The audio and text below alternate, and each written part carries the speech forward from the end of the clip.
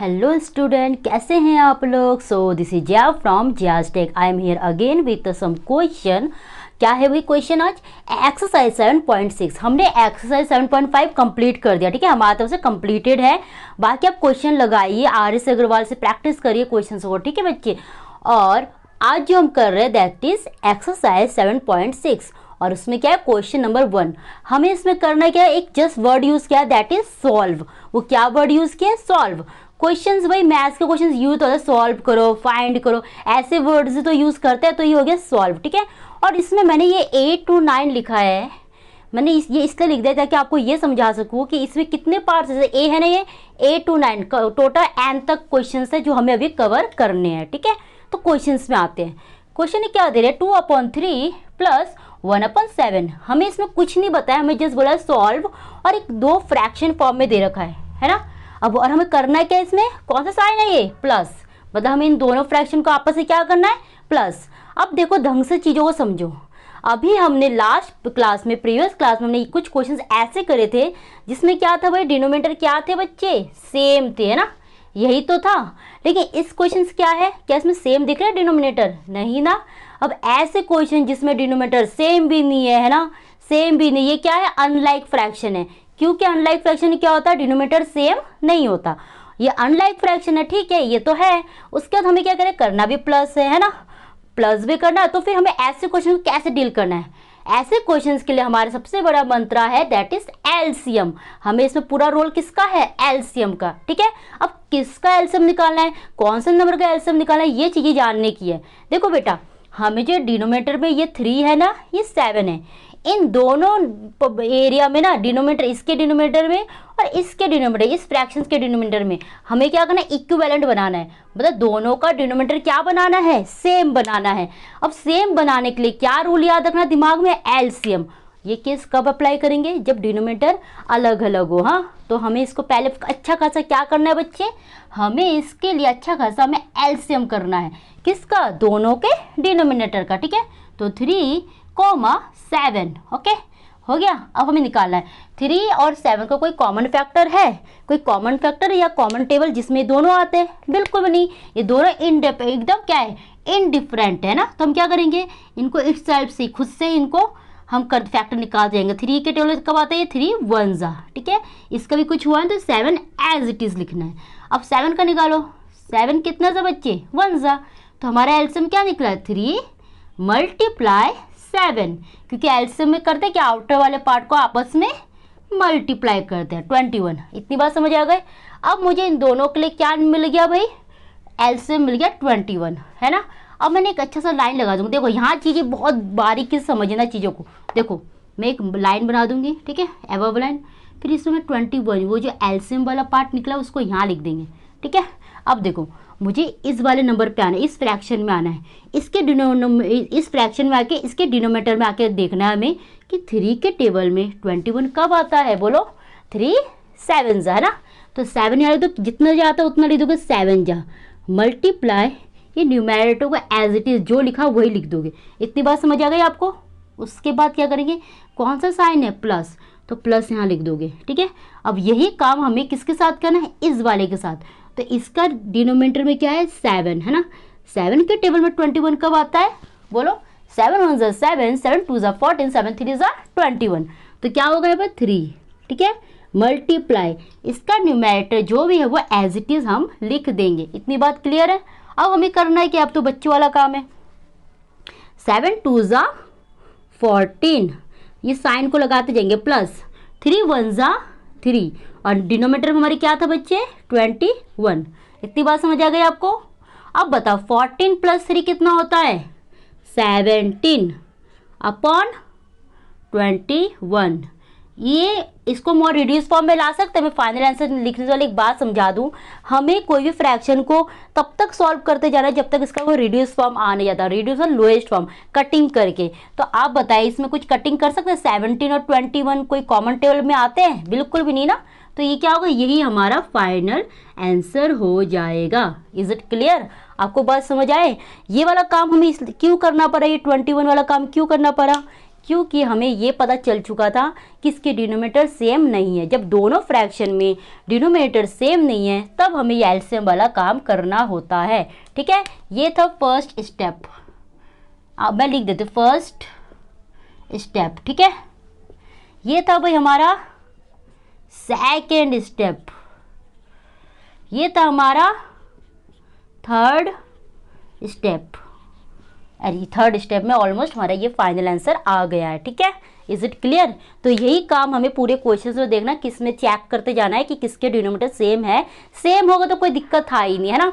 Same था कोई दिक्कत होता नहीं है, लेकिन अगर इनडिफरेंट है तो जाके हमें थोड़ा सा काम करना पड़ता है। ठीक है, तो इसी का हम करते हैं पार्ट। तो अब है पार्ट बी। पार्ट बी में क्या है 3/10 प्लस करना है क्या है प्लस एंड 7/15। अब इसमें ऑब्जर्व करिए कि क्या इसके डिनोमिनेटर सेम है। देखिए ये 10 है, ये 15 है, सेम नहीं है। तो हमें करना क्या है, पहला काम हमें कर लेना है भाई एलसीएम। किसका एलसीएम निकालना है? LCM of denominator. ठीक है, एलसीएम ऑफ डिनोमिनेटर, या मैं लिख दे रही हूँ चीज़ों को ढंग से ताकि आपको एक एक चीज़ समझ आए। ठीक है, किसका निकालना है एलसीएम? डिनोमिनेटर का। तो हमारा डिनोमिनेटर क्या है 10 एंड 15।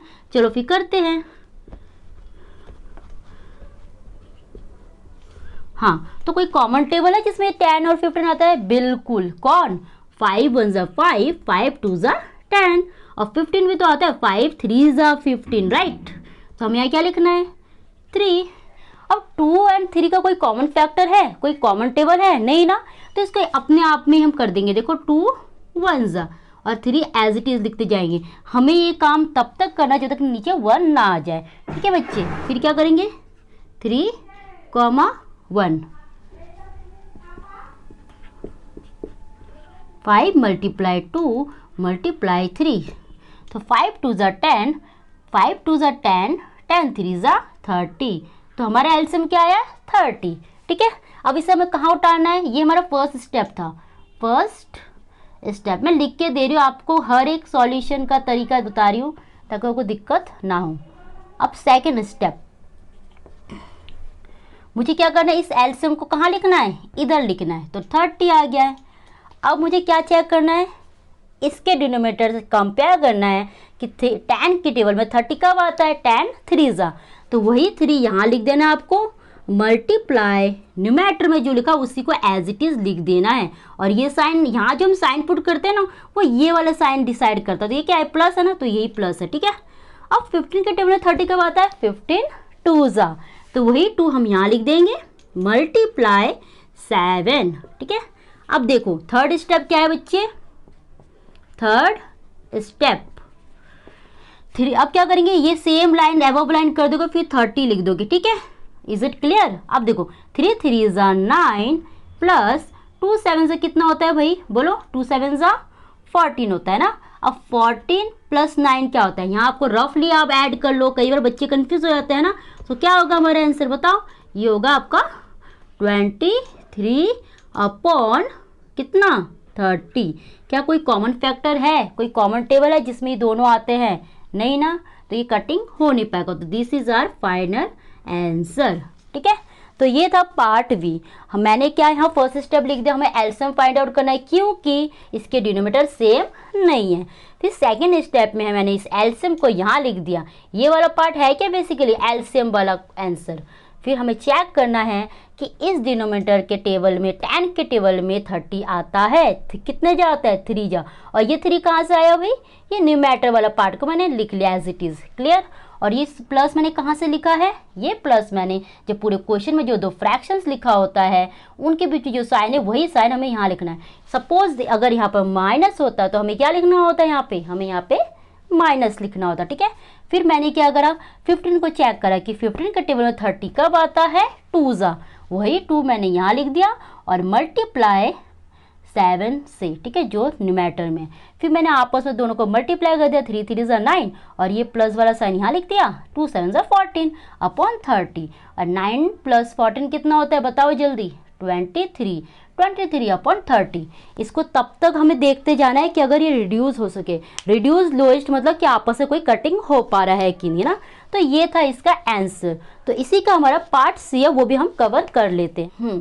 तो इसी का पार्ट सी है वो भी हम कर लेते हैं। देखो इसके क्या डिनोमिनेटर क्या सेम है? नहीं ना, क्योंकि इसका 9 है, इसका 7 है, और हमें करना है क्या है भाई, आपस में दोनों को ऐड करना है। जब सेम नहीं है तो क्या काम करना है भाई, हमें इसका क्या निकालना है, एलसीएम। किसका? डिनोमिनेटर वाले पार्ट का, मतलब 9,7 है ना। मेरा कॉमा थोड़ा ज़्यादा बड़ा हो गया भाई, ये रहा, ठीक है। अब हमें इसका क्या निकालना है, एलसीएम। चलो स्टार्ट करते हैं। कोई कॉमन टेबल है जिसमें दोनों आते हैं? बिल्कुल भी नहीं है, तो एकदम ही अलग नंबर है। तो हम क्या करेंगे, जब कोई कॉमन टेबल ना हो तो उसको ना उसी नंबर से हम काम करते जाएंगे। जैसे 9 है, 9 1 जा 9 यानी ये 7, ठीक है। अब इसको कर दो 7 1 जा 7, है ना, हो गया। हमारे क्या हो गया, 9 मल्टीप्लाई 7, 9 7 से कितना होता है बच्चे, 63। टेबल आते हैं ना भाई, टेबल तो आना बहुत जरूरी है, इतना तो भाई हमें पता ही होना चाहिए। अब हमें क्या करना, सेकेंड स्टेप में एबव लाइन के नीचे जो आंसर आया डिनोमिनेटर के लिए, दैट इज 63। अब हमें क्या करना है, बहुत ढंग से काम करना है कि 9 के टेबल में जो डिनोमिनेटर इससे इसको कंपेयर करना है कि 9 के टेबल में 63 कब आता है, बताओ जल्दी बताओ। 7 है ना, 7 मल्टीप्लाई ये जो 4 है न्यूमैरेटर में, उसको हम एज इट इज लिख देंगे, ठीक है। और ये जो साइन है क्या है, वही काम हमें यहाँ अलग करना है, दैट इज प्लस। अब 7 के टेबल में 63 कब आता है, 7 9 जा, तो 9 मल्टीप्लाई 2 जो न्यूमैरेटर में एज इट इज है। अब ऐड करो भाई, 7 4 जा 28। ये मैं एक एक लाइन कर दो, आप कंफ्यूज हो जाओगे। 63 यहाँ लिख देते हैं, ठीक है। पहले ये काम हम कर लेते हैं जो जो ईजी होता जाए। प्लस 9 2 जा 18, कितना होता है भाई, 9 2 जा 18 होता है ना। तो अब दोनों का ऐड करो, एडिंग आती क्या, करके दिखाए। 28 और 18 कितना होता है, देखो 8 + 8 16, 2 और 1 3 3 1 4, दैट इज 46। जल्दी लिख लेती हूँ मैं, 46 अपॉन 63। कोई भी कॉमन टेबल है जो इससे कट कर सकता है, रिड्यूस कर सकते हैं? मुझे तो लग नहीं रहा, बिल्कुल भी नहीं होगा। देखो 2 के टेबल में भी अगर ये है तो ये तो है नहीं, 3 के टेबल में अगर ये है तो ये नहीं है, और लगभग नहीं है, ये नहीं हो पाएगा, है ही नहीं, ठीक है। तो यही हमारा फाइनल आंसर है। आपको देखो रिड्यूसिंग करने का कंडीशन तभी फॉलो हो पाएगा, तभी आप समझ पाओगे अगर आपको डिविजिबिलिटी वाला रूल आता है, और हमने डिविजिबिलिटी वाला रूल कर रखा है। तो आप मेरे प्रीवियस क्लासेस में कोई भी मैंने एक अच्छा खासा बेसिक क्लास कर रखा, उसमें आप अटेंड करिए, उस क्लास को अटेंड करिए, देन ये रिड्यूस वाला काम करना ईजी होगा, ठीक है। आप मेरे हर एक बेसिक क्लास प्लीज़ अटेंड करिए, तभी आपको एक एक क्वेश्चन समझ आएगा, क्योंकि मैथ्स जो है ना आपसे बेसिक मांगता है। अगर आपका बेसिक स्ट्रांग है, आपको कोई भी क्वेश्चन दिक्कत नहीं देगा, ठीक है। तो ये था हमारा क्वेश्चन नंबर सी। हाँ, अगेन नेक्स्ट क्वेश्चन 5/7 + 1/3। मुझे तो बड़ा मजा आ रहा है क्वेश्चन करने में, क्योंकि मुझे याद है मैं अपने टाइम में बहुत ऐसे क्वेश्चन करते जब मैं आपकी तरह 6 में थी। ऐसे क्वेश्चन करने में मुझे बड़ा मजा आता था। ऐसा होता है कि यही पूरे एग्जाम में आता रहे, ये क्वेश्चन पूरा एग्जाम क्वेश्चन पेपर इन्हीं से बना रहे, ठीक है। तो अब आता है नेक्स्ट क्वेश्चन 5/7 + 1/3। इसके भी डिनोमिनेटर क्या है, सेम नहीं है, तो वही काम कर लो यहाँ पे, एलसीएम। किसका भाई, डिनोमिनेटर क्या है, 7 और 3। डिनोमिनेटर पता नहीं किस, ये n/d है, पता है ना किसे बोलते हैं डिनोमिनेटर भाई, ये भी नहीं पता होगा तो फिर तो मुझे ही लगेगा मैंने गलत करा आपको साथ, है ना। तो चलो स्टार्ट करते हैं। यहाँ लिख देते हैं कोई कॉमन टेबल जिसमें दोनों आते हैं, है कोई कॉमन टेबल, बिल्कुल भी नहीं है, है ना। यहाँ लिख देते हैं भाई, तो स्पेस भी इश्यू होता है कई बार। हाँ बिल्कुल भी नहीं, तो ये पहले 7 1 जा 3 का क्या करेंगे, 3 को भी 1 बनाना, 3 1 जा, तो क्या है मल्टीप्लाई करके 7 × 3। ये मल्टीप्लाई वाले काम क्यों कर रहे हैं, आउटर वाले पार्ट को आपस में मल्टीप्लाई करते हैं। तो क्या आ गया, 7 3 जा 21। अब इसे कहाँ लिखेंगे बताओ जल्दी, डिनोमिनेटर में, है ना।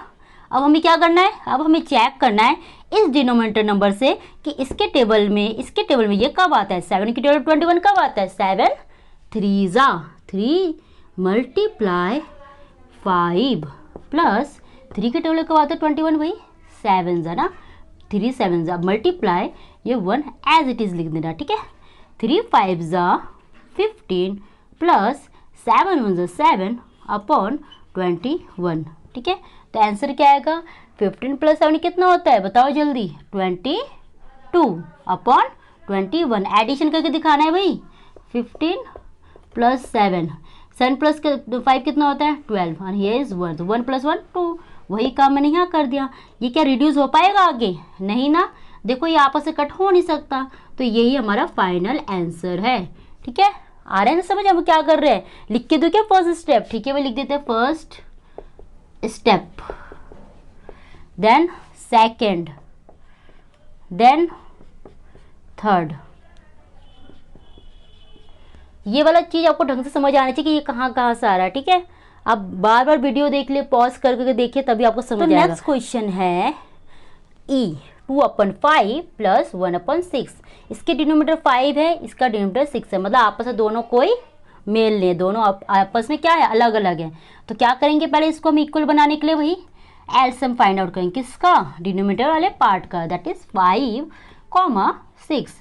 कोई कॉमन फैक्टर, कोई कॉमन टेबल दोनों का नहीं, तो क्या करें, आपस में नहीं करेंगे, इनको आपस के है ना, कोई आपस में कोई मेल नहीं है, तो एक एक इंडिविजुअल हम इसका इस तरह कर देंगे। 5 1 जा एंड 6, यहाँ पे 6 1 जा, तो क्या हो गया 5 × 6, क्या हो गया भाई 5 6 जा 30। ठीक है, तो ये काम अब हमें कहाँ करना है, ये हमें यहाँ लिख देना है। ठीक है बच्चे, उसके बाद हमें करना है क्या है भाई, चेक करना है कि 5 के टेबल 30 कब आता है, 5 6 जा, मल्टीप्लाई करना है क्या हमें प्लस, और ये 2 क्या पहले एज इट इज लिख दूँ, उसके बाद ये प्लस यहाँ लिख दोगे। ठीक है, 6 के टेबल 30 कब आता है, 5 जा, तो 5 × 1, ये 1 कहाँ से आया भाई, ये वाला 1, 6 2 जा 12 प्लस 5 1 जा 5/30।